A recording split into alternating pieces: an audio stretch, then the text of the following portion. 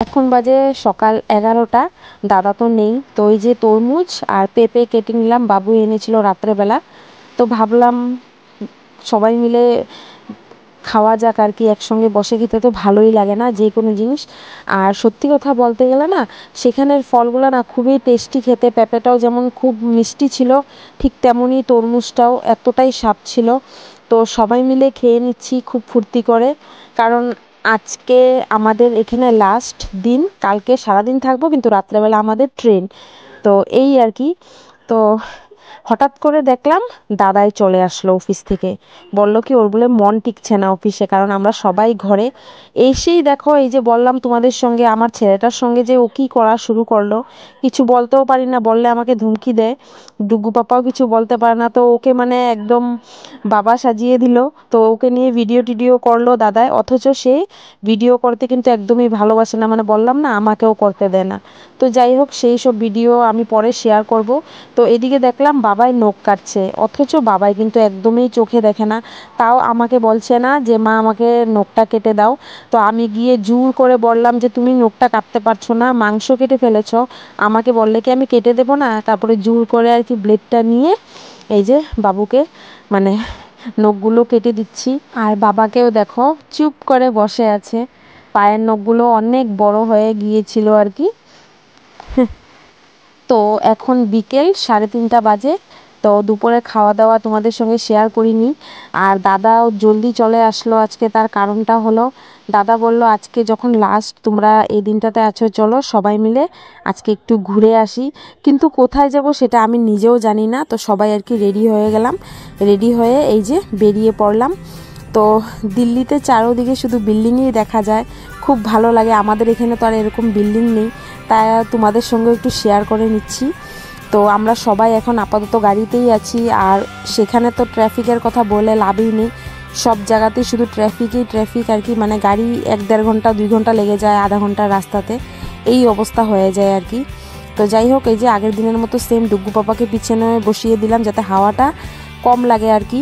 তো আজকে আমরা যে এতটা দূরে যাচ্ছি আমি নিজেও বুঝতে পারছি না, অনেক টাইম হয়ে গেছে গাড়িতে বসে আছি, বোরিং হয়ে গেছি।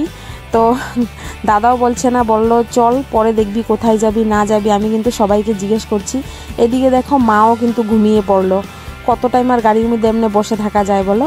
আর মাকে দেখে আমার খুব ভালো লাগছে, মা পুরো ঘুমিয়ে পড়ছে। এদিকে বাবু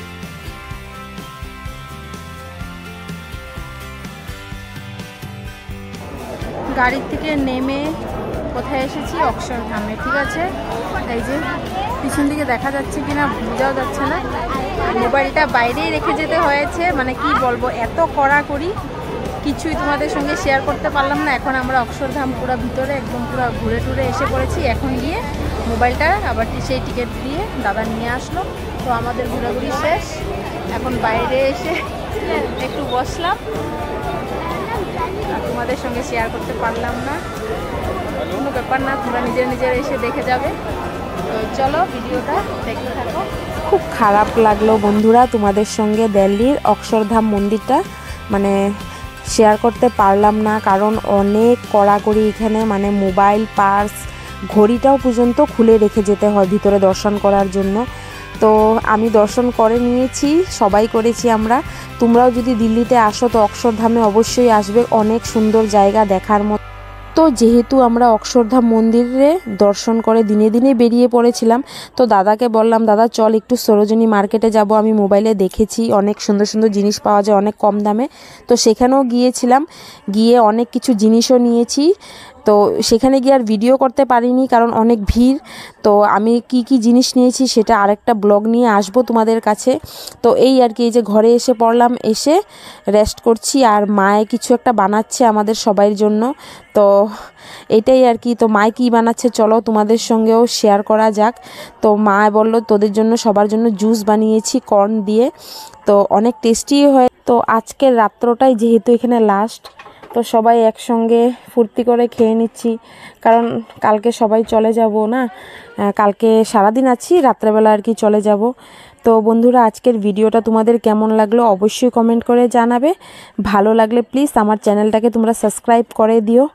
আর এদিকে দেখো আমাদের ব্যাগ ট্যাগও মানে পুরোপুরি গুছানো হয়নি, এখনও টুকটাক বাকি রয়েছে। তো চলো আজকের মতো টাটা, বাই বাই।